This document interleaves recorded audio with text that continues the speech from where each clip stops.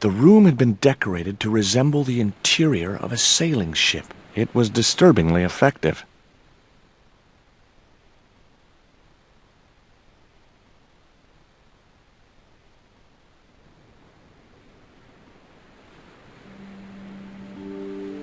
That might come in useful, in ticklish situations.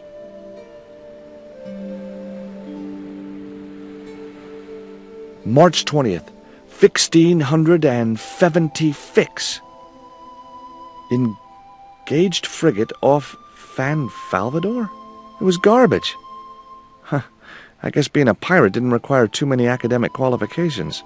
The passage went on to describe how Ketch had got wind of the approach of a fleet of English ships. It seemed the new governor had not shared his predecessor's views on Ketch's activities.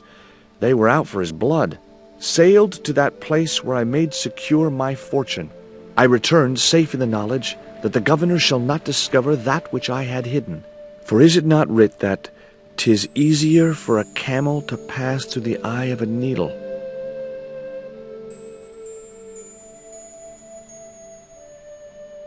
Holding that lantern, I felt kinda biblical. Like Jesus or Florence Nightingale.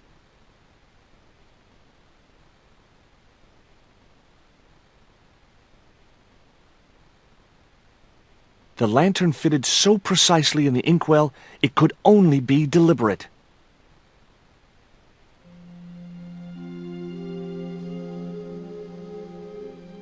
Okay, I've had my hands on an historical document. Now what?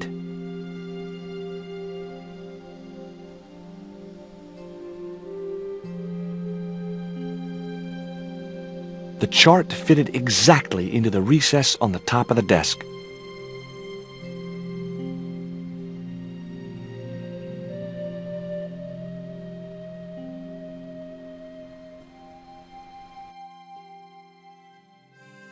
Captain Frederick Ketch, 1570. Around his neck was a cross. Maybe he was a part-time pirate. The portrait might have made a nice souvenir, but it was too large to carry.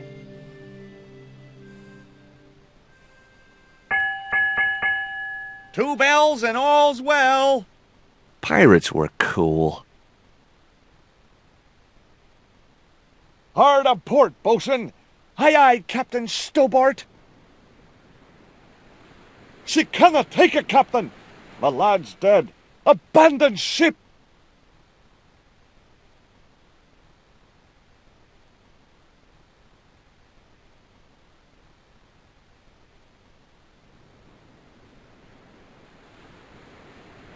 Yow! I should have known better than to put my hand in there. Grandma Stobart had a nasty experience in a water butt once. It was an old wooden barrel. Maybe it was from Ketch's ship. It was Captain Ketch's sea chest. Its battered appearance hinted at salty tales of maritime adventure and swashbuckling. Long months at sea with a rum-sodden, mutinous crew, hardtack and scurvy. And this chest, full to the brim with Ketch's loot, pearls, diamonds, emeralds, and doubloons. On the other hand, it could have been full of spare blankets.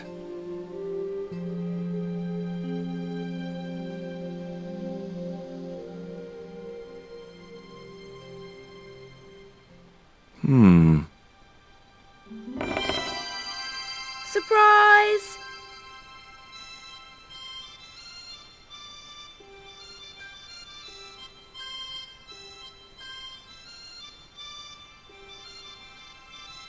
What the?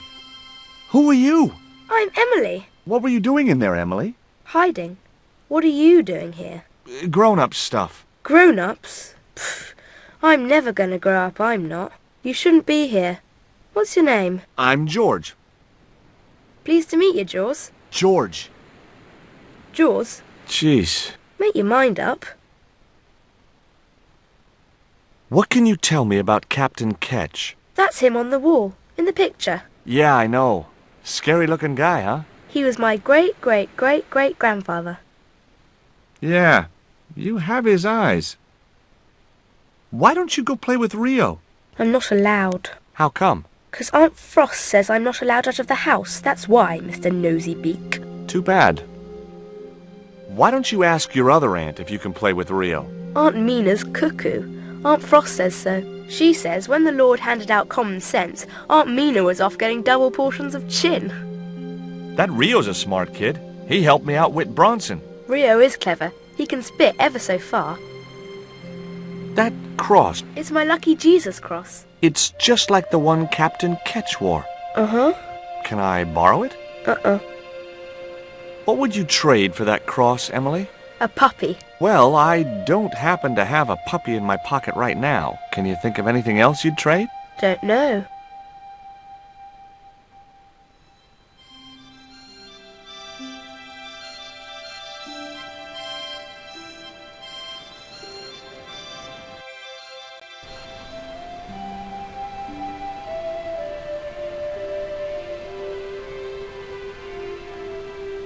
The cat made short work of the feather, tearing it into a blizzard of small pieces.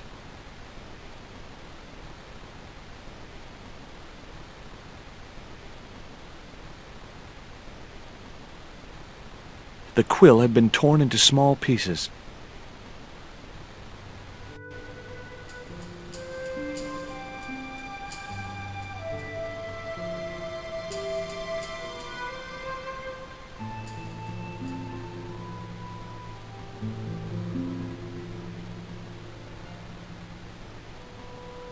What do you give to a small, irritating girl who asks about everything? Try a conch. Delicate colors, interesting shape, and when you put it to your ear, you can hear the sea. Yeah, why's that? Usually because you're standing next to it. Cool. Have you got one? Yeah, but I promised it to my sister. She well vexed with me. Why is your sister mad with you? Well, last night when I got home with our supper, she went wild. Rio, she said, how come all you ever catch is puffer fish? A sicker puffer fish. What I want is tiger fish. So don't bother come back home till you catch one, boy. I don't see how I'm gonna catch no tiger fish. All I have is a fishing pole and a worm. What do you need to catch a tiger fish?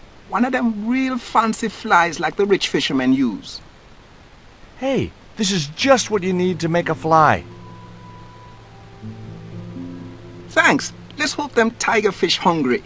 A deal's a deal. Here's a conch.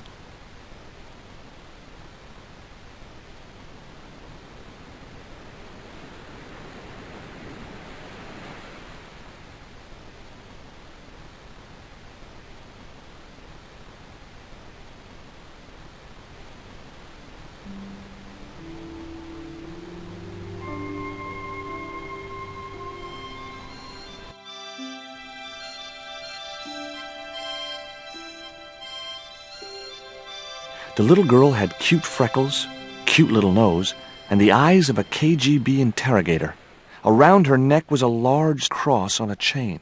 It was identical to the one in the portrait of Captain Ketch.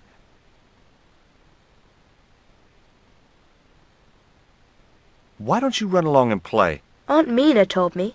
Stay out of mischief. Well, that doesn't mean you have to stay indoors, does it? On a beautiful day like today? There's a storm coming. Oh, nuts. You don't know that. I do so. I can see the whole world from the window. Yeah, well, like I said, I'm busy.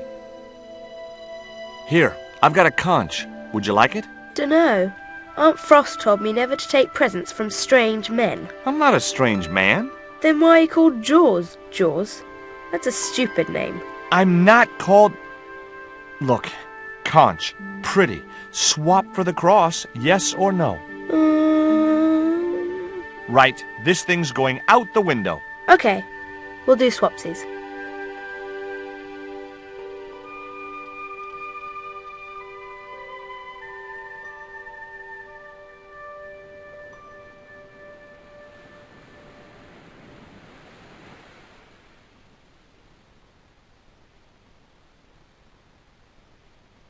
Ketch's cross slipped snugly into the penholder.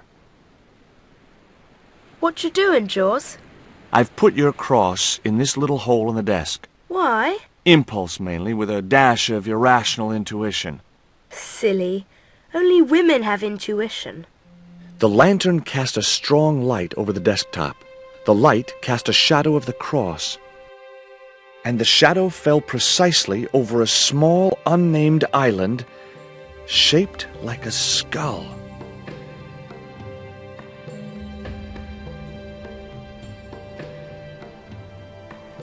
That must be it. Ketch's Treasure Island. Uh-oh.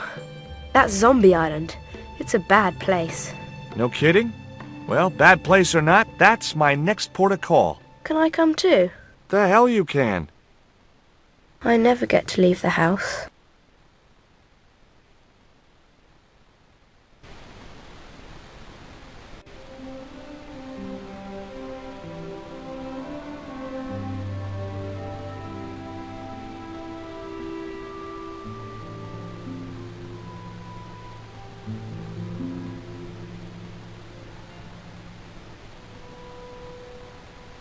Would you take me to, Zombie Island? In this weather? You're mad, man. The rain will keep the zombies indoors. Just say I did meet a zombie. What would you do? There ain't no zombies on Zombie Island. At least, not anymore. It's uninhabited. Good. What do you mean, not anymore? You still want to go? I guess. Well, I ain't had no luck with them tiger fish. And with the mood my sister is in, I'll be safer with the zombies.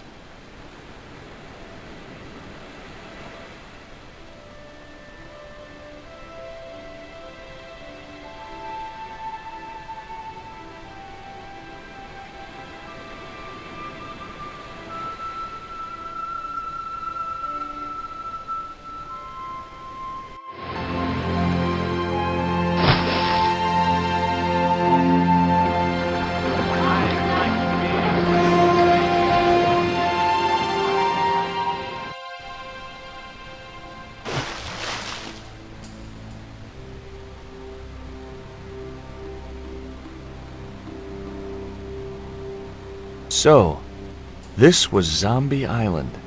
Somehow I'd been expecting something more sinister. Come on, Rio. Let's find that treasure. No, thanks. I'm staying right here. Oh, come on. You said yourself there's no zombies left.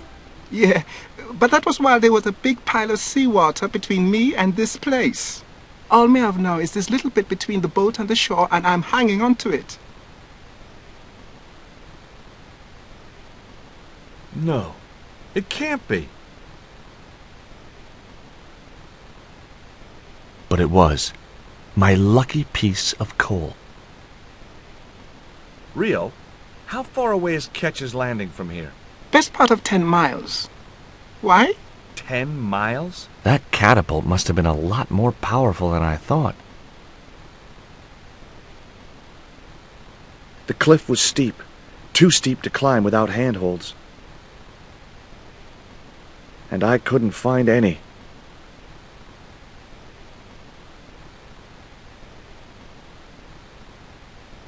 It was too high. I couldn't get up there. Rio's boat was strewn with fishing nets and tackle.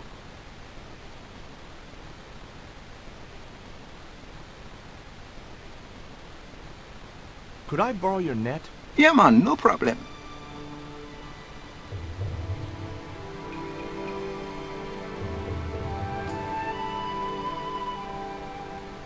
You planning on catching some fish? Nope.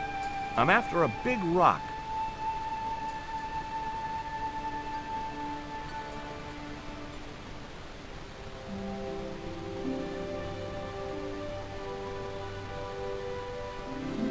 Well, here I go. Wish me luck, Rio. Good luck, George. What that with The Walking Dead?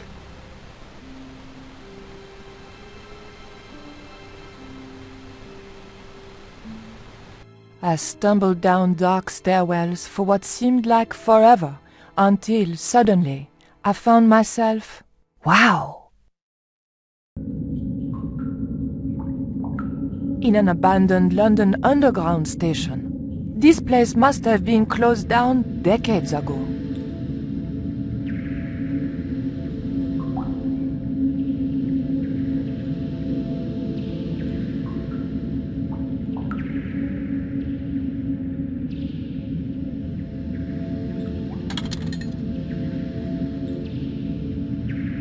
I pushed the hair clip into the slot and whatever was stuck there disappeared into the machine.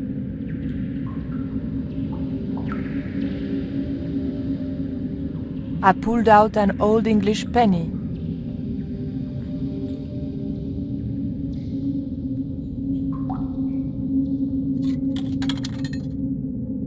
An ancient bar of chocolate dropped into the tray at the bottom of the machine.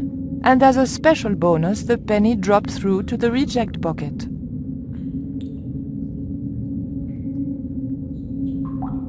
I pulled out an old English penny.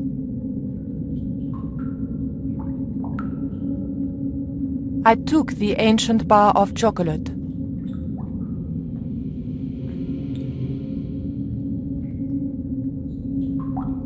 The ghost obviously didn't want to talk. Perhaps it was shy.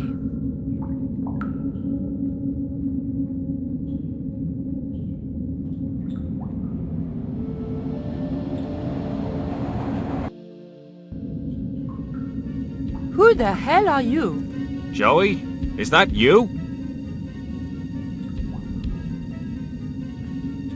Oh, I remember you now. Hey, listen, don't go near that hole. Nobody tells Robert Foster what to do, lady. You don't understand. I've played this game before. There's something horrible in that hole. Some beast with tentacles. You're nuts.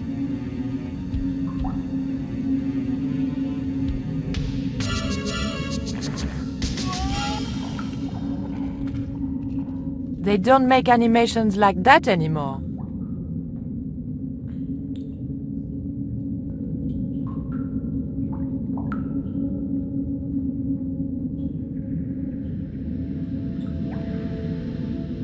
The ghost obviously...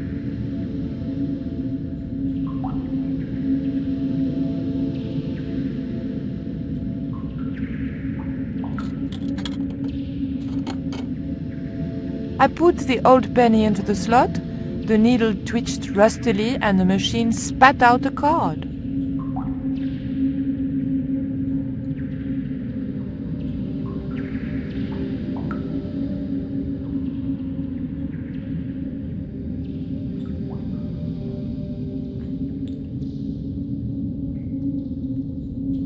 The blade of the dagger just fitted between the door and the soft wood frame. The door gave slightly, and then held firm.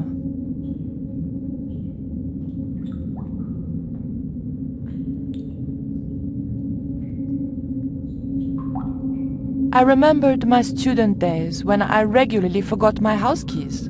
A wiggle with the thick card between the frame and the lock, and the latch lifted.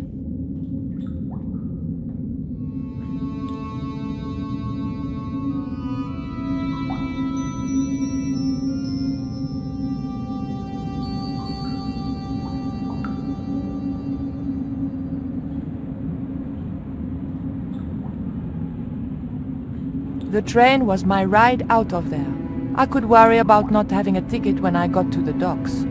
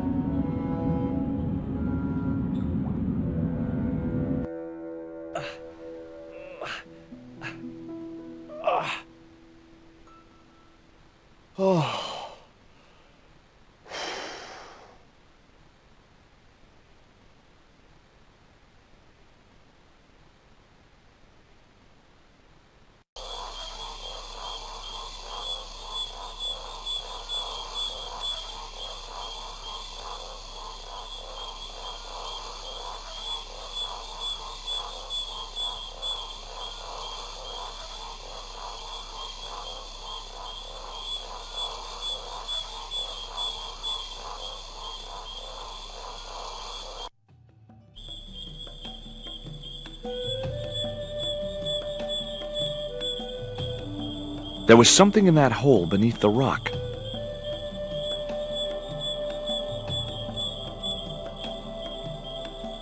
As soon as I stooped to investigate the hole, its inhabitant disappeared into the darkness.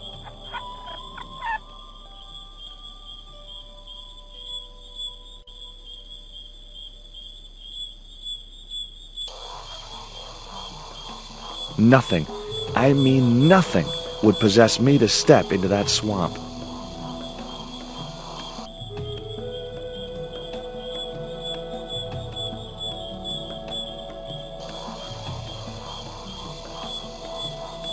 The woods seemed to go on forever.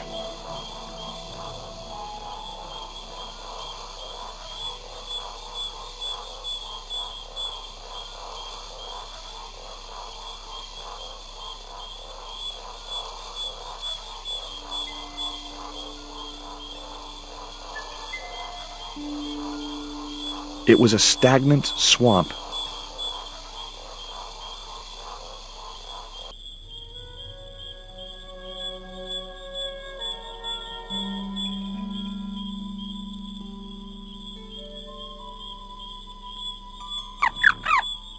The end of the reed had been neatly bitten off. Now I knew what was living in there. A long-toothed, snarling, furry wild thing.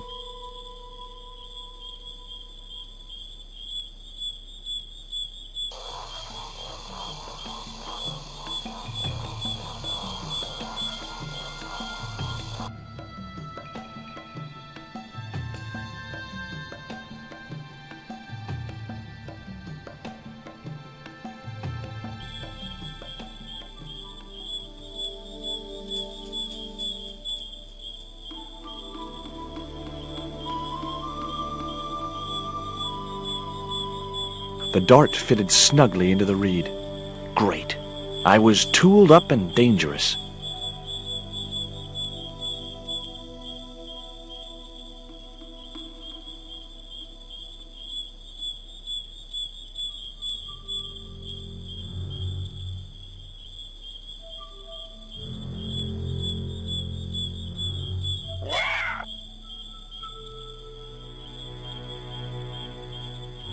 The boar's expression said,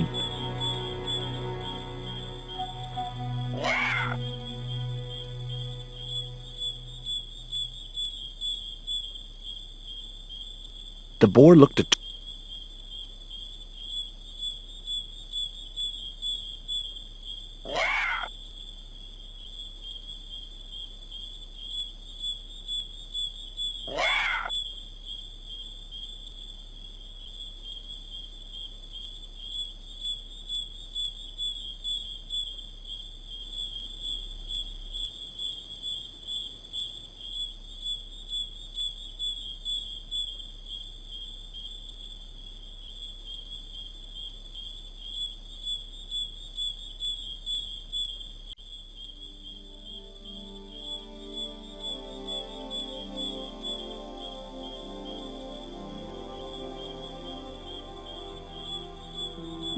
The creeper just came away from the rock as I pulled it.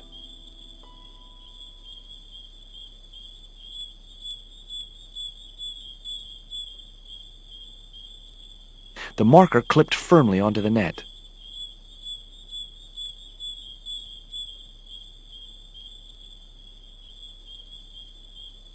Great. I'd created some sort of creeper marker fishing net assembly. Sometimes I terrify myself with my creative genius.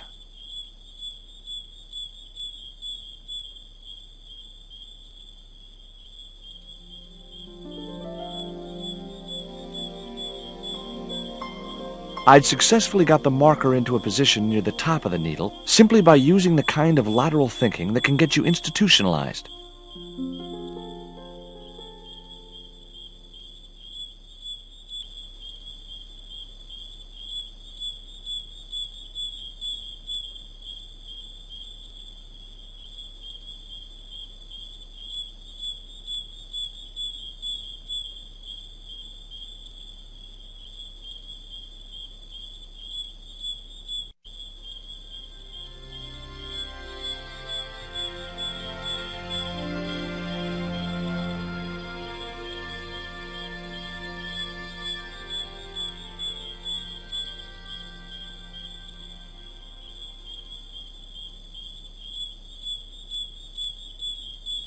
Initials carved into the stone read, F.K. Frederick Ketch had been here. Joining the dots would make an equilateral triangle.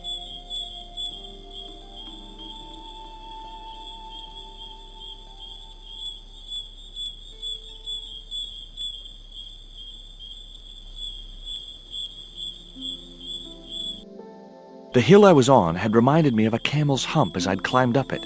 Now I had to see what I could see.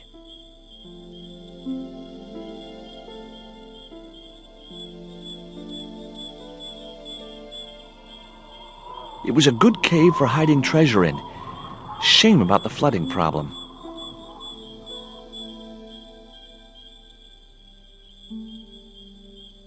A needle rock. Eye of the needle?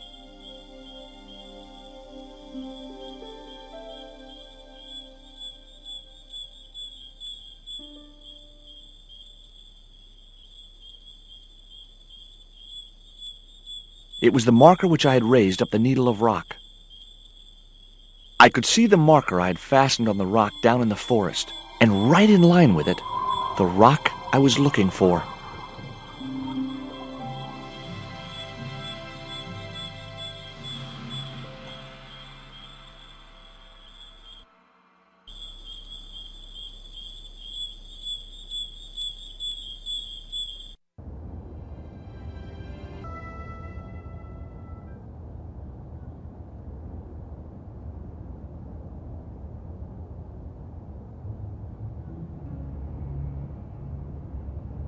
The gangplank crossed a collection of heaving litter.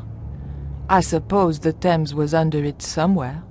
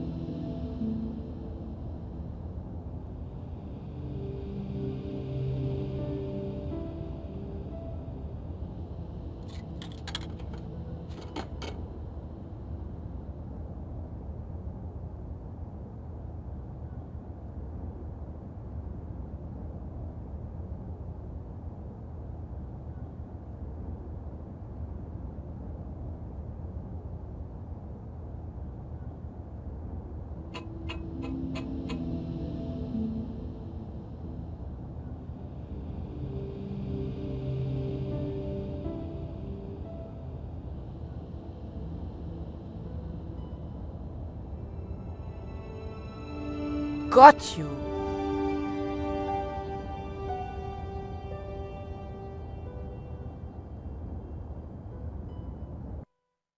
But the collar woman was there.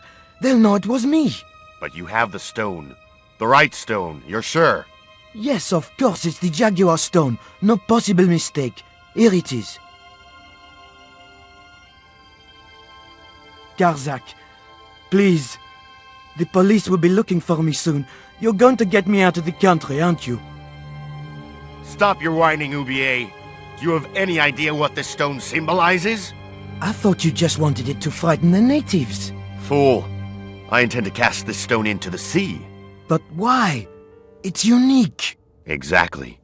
With it gone, the Mayan priest's plan to destroy Tezcatlipoca cannot succeed. I can assure you that Tezcatlipoca is a mythical figure. Such a small mind you live in. Tezcatlipoca is real. I have seen him in my dreams. We have spoken of his plans for this world. We have spoken of your part in these plans. My part? He told me you would be useful. He told me how to crush your spirit by turning you to drugs. My wife died. You know that full well. She was my world, my everything. And now? You are no longer useful. She called out your name as she died, you know. What? What are you saying? And then they thought you'd done it. It all worked perfectly. You? It was you? You bastard! You monster! For the love of God, Karzak! Which one?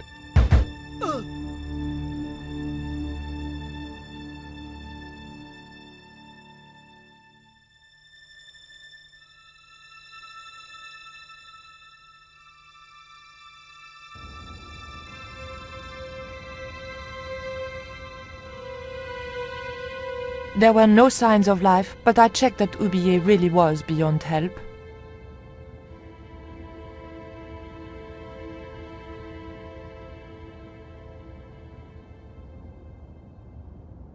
We were going to need the stone to thwart Karzak. I knew Oublier would have approved. It was the Jaguar stone, all right.